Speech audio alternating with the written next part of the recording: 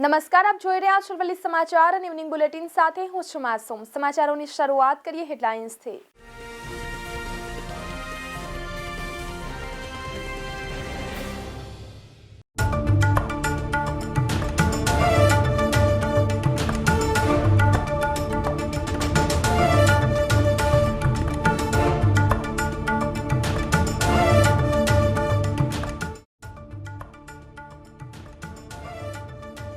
गुजारिया અને કુકરવાડા પંથકના ખેડૂતો નવી આશા સાથે રવિ પાકના વાવેતરમાં જોતરાયા હતા। હતાશાને ખંખેરી ખેડૂતો રવિ સિઝનના વિવિધ પાકોના વાવેતરનો શુભારંભ કર્યો। મહેસાણામાં ઠંડી આંશિક ઘટીને 14.3 ડિગ્રી થઈ, મોટાભાગે વાતાવરણમાં ઠંડક રહી।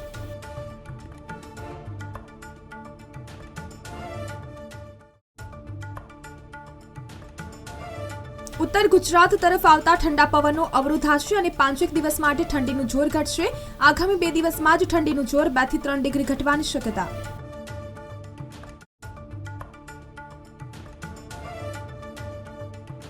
ચરોતરમાં આગામી 5 દિવસ બેવડી ઋતુનો અનુભવ થશે। ઠંડીનો પારો 15 ડિગ્રી પર સ્થિર રહ્યો।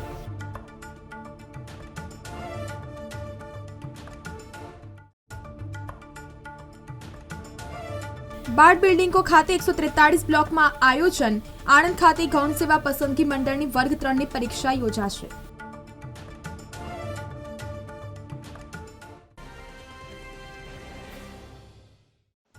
મહત્વના સમાચાર આવી રહ્યા છે। યાત્રાધામ શામળાજી ખાતે લાઇટ એન્ડ સાઉન્ડ શોનું લોકાર્પણ। રાજ્ય પ્રવાસન મંત્રી મુળુભાઈ બેરાના હસ્તે કરાયું લોકાર્પણ। શો દ્વારા શામળાજીના ઇતિહાસ અને પૌરાણિક મહત્વની મળશે જાણકારી। તો શામળાજી ખાતે દર્શને આવતા ભક્તોને દરરોજ સાંજે મળશે લાભ। શામળાજી ખાતે આવતા યાત્રિકો માટે કરાયું છે આયોજન। આગામી સમયમાં યાત્રાધામના વધુ વિકાસ માટે અન્ય વિકાસ કામો ધરાશે હાથ, મંત્રીનું નિવેદન। તો રાજ્યમંત્રી ભીખુસિંહજી પરમાર પણ રહ્યા હાજર। તો યાત્રાધામ શામળાજી ખાતે લાઇટ એન્ડ સાઉન્ડ શોનું લોકાર્પણ કરવામાં આવ્યું। રાજ્ય પ્રવાસન મંત્રી મુળુભાઈ બેરાના હસ્તે કરાયું લોકાર્પણ। શો દ્વારા શામળાજીના ઇતિહાસ અને પૌરાણિક મહત્વની મળશે જાણકારી। શામળાજી ખાતે દર્શને આવતા ભક્તોને દરરોજ સાંજે મળશે લાભ। શામળાજી ખાતે આવતા યાત્રિકો માટે કરાયું છે આયોજન।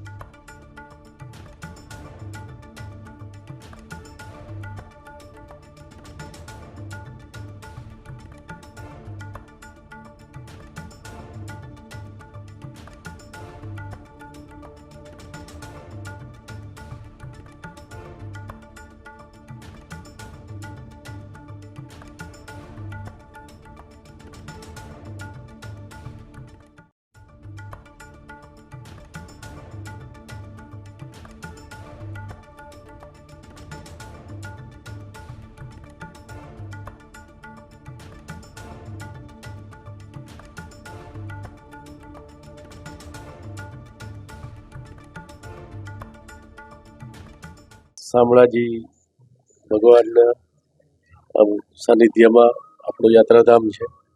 અહીંયા લાઇટ એન્ડ સાઉન્ડ શોનો હમણાં જ છે ઉદ્ઘાટન કરવાનું છે અને યાત્રાધામ શામળાજીનો વિકાસ જે રીતે સુવિધાઓ વધતી રહી છે એમાં લાઇટ એન્ડ સાઉન્ડ શોનો જે ખુલ્લો મૂકવામાં આવશે એટલે આવનારા યાત્રિકો છે એને ઇતિહાસ અને એક વધારાનો લાઇટ એન્ડ સાઉન્ડ શો જોવાનો એક સમય એને મળશે અને એના ઇતિહાસથી પણ ઉજાગર થશે। યાત્રાધામ શામળાજીના લગભગ પ્રવાસન વિભાગમાંથી 20 કરોડ રૂપિયાના કામો અગાઉ પૂર્ણ થયા છે। અમુક પ્રગતિમાં છે ને હમણાં 10 કરોડના નવા કામોનું ટેન્ડર એક વખત ટેન્ડર થયેલું હતું, પછી ફરીથી રીટેન્ડર હમણાં થવાનું છે। અહીંયા આવવામાં જે અગવડતા છે એના રસ્તાનું કામ પણ મંજૂર થઈ ગયું છે। જે બાયપાસ છે એ અહીંયા સુધી પહોંચવામાં જે તકલીફ છે એ પણ આ રસ્તાનું કામ શરૂ થાય એટલે જે આવનારા યાત્રિકો છે એને સુવિધામાં વધારો થવાનો છે। ગુજરાતમાં હાલ લગ્નસરાની સિઝન ચાલી રહી છે। લગ્ન પ્રસંગમાં હાથી, ઘોડા, ગાડી, બગીઓમાં વરરાજાના વરઘોડા કાઢવાનું દેખાદેખીમાં ચલણ વધી રહ્યું છે। પરંતુ હાલ અમદાવાદ અને અરવલ્લી જિલ્લાના મેઘરજ તાલુકાના ઈસરી ગામના વતનીના સુપુત્રના લગ્ન ઈસરી મુકામે નિર્ધારિત કરાયા છે. અહીં વરરાજા મોંઘીદાટ કાર નહીં પરંતુ તેના બદલે પ્રાચીન સંસ્કૃતિ અનુસાર બળદગાડામાં વરઘોડો દેવદર્શન યોજવામાં આવ્યો હતો. આ અનોખો વરઘોડો ગામમાં આકર્ષણનું કેન્દ્ર બન્યો હતો. આજના યુગમાં સાદું બળદગાડું દેખાતું નથી, ત્યારે ઈસરી ગામના જયેશભાઈ ચતુરભાઈ ભાટિયા પરિવારના સુપુત્ર હર્ષના શુભ લગ્ન પ્રસંગે બળદ અને ગાડાને શણગારેલા બળદગાડામાં વરઘોડા કાઢી દાયકાઓ પહેલાની પરંપરાને ઉજાગર કરી નવી પેઢીને લગ્નની પરંપરાથી અવગત કરાવ્યા હતા. લોકોના જણાવ્યા અનુસાર આ પરંપરા 50 વર્ષ પછી જોવા મળી હોવાની વાતો સામે આવી હતી.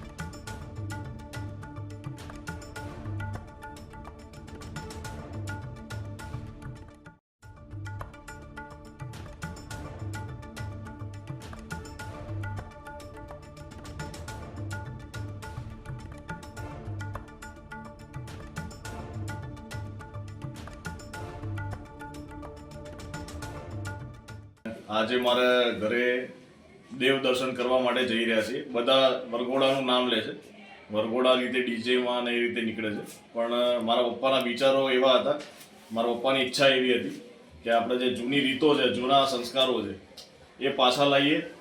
એટલા માટે બળદગાડું શણગાર્યું છે અને બહુ જ ઉત્સાહ છે એને લઈ કે બળદગાડું શણગાર્યું છે. બહુ સારી રીતે મારા ભાઈઓએ, મારા જીજાજીઓએ ભેગા થઈ અને ખૂબ જ મને ઉત્સાહ એટલો બધો છે કે જે સમાતો નથી. અને મારા પપ્પાની ઈચ્છા પૂરી થઈ રહી છે અને પ્લસ આપણા જૂના જે સંસ્કારો છે, રીતિ રિવાજો છે, પાછા આવી રહ્યા છે.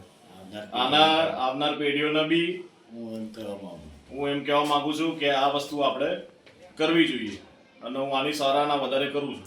કારણ કે વરઘોડો કહીએ તો પાછો ઘોડો વચ્ચે આવે, એટલે મેં એને દેવદર્શનથી ઉપમા આપી. અને એ ઉપમા આપવાનું મેઇન કારણ એ કે છેલ્લા હું 10 વર્ષથી જોઈ રહ્યો છું કે દિન પ્રતિદિન આર્થિક રીતે નબળો હોય કે સદ્ધર હોય, પણ એ લોકો વરઘોડાની અંદર અથવા બેન્ડવાજાની અંદર અથવા ડીજેની અંદર એટલા બેફામ ખર્ચા કરે છે કે એ લગભગ એના પ્રસંગ પછી 8-10 વર્ષ સુધી એ મૂંઝાયેલો રહે છે. અને નંબર 2, સૌથી અગત્યની બાબત તો એ કે ભારતીય સંસ્કૃતિ દિવસે દિવસે ભૂસાઈને ખલાસ થઈ ગઈ. એટલે મારા માઇન્ડની અંદર 1 વર્ષથી વિચાર ચાલતો હતો કે મારા બાબા હર્ષના મેરેજ જ્યારે આવશે ત્યારે હું એવું કંઈક કરીશ કે ખર્ચો તો ઠીક છે, પણ આવનાર પેઢી અને વર્તમાન પેઢીને ખબર પડે કે આપણા વડવાઓ, બાપ દાદાઓ કેવી રીતે જાન લઈને જતા હતા અને કેવી રીતે પરણતા હતા. એટલે મને એક વિચાર આવ્યો કે ભાઈ ચલો બળદગાડું કરીએ અને એને ઇકો ફ્રેન્ડલીથી સજાવીએ અને ઓછામાં ઓછા ખર્ચે સમાજને એવો આપણે ઉપદેશ આપીએ કે આપણી રસ્તે ચાલે અને આર્થિક રીતે બોજની અંદરથી બચી એમનું ભાવિ ઉજળું બનાવે.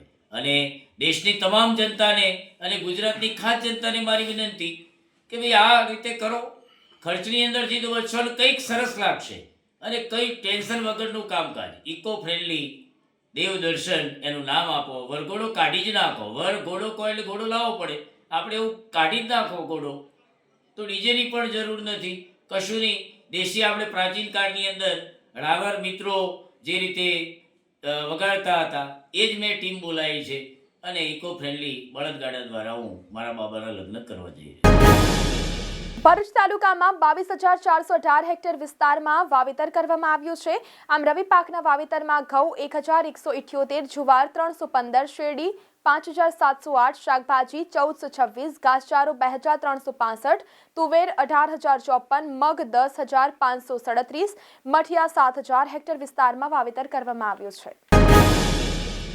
આ વર્ષે શિયાળાની ઋતુ મોડી ચાલુ થતા વાવેતર મોડું ચાલુ કરવામાં આવ્યું છે, ત્યારે પિયતની સુવિધા ધરાવતા ખેડૂતોએ રવિ પાકનું વાવેતર પહેલા કરી દીધું છે, જેમાં સૌથી વધુ કઠોળ પાક 35,694 હેક્ટરમાં વાવેતર કરવામાં આવ્યો છે.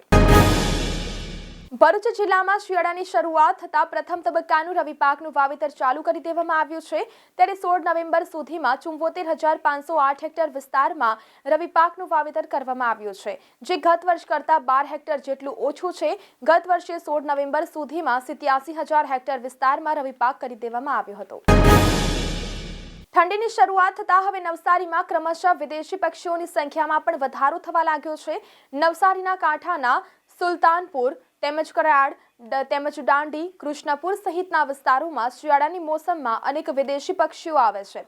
હવે જ્યારે શિયાળાની ધીમે ધીમે પગલે શરૂઆત થઈ છે ત્યારે વિદેશી પક્ષીઓ આવવા લાગ્યા છે.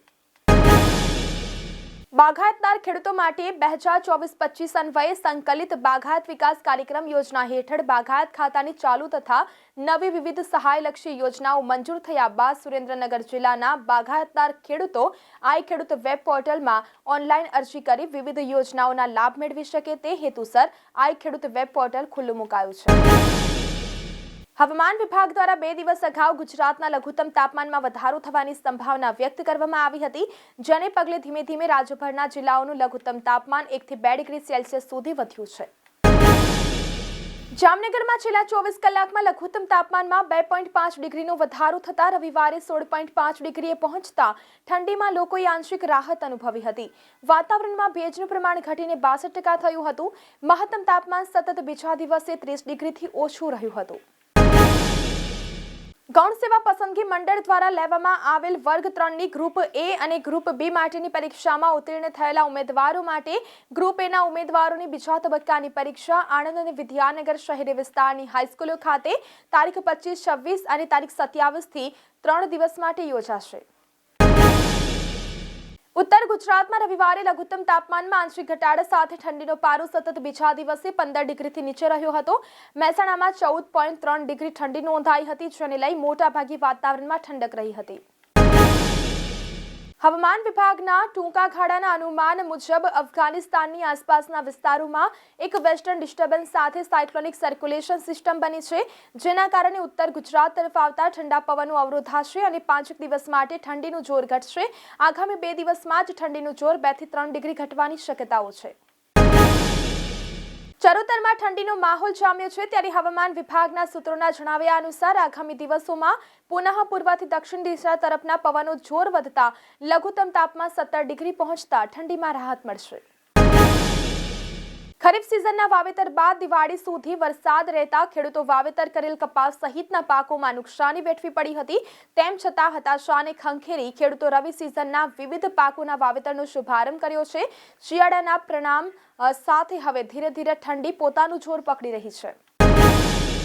તો આ સાથે ઇવનિંગ બુલેટિનમાં અત્યારે બસ આટલું જ. નમસ્કાર.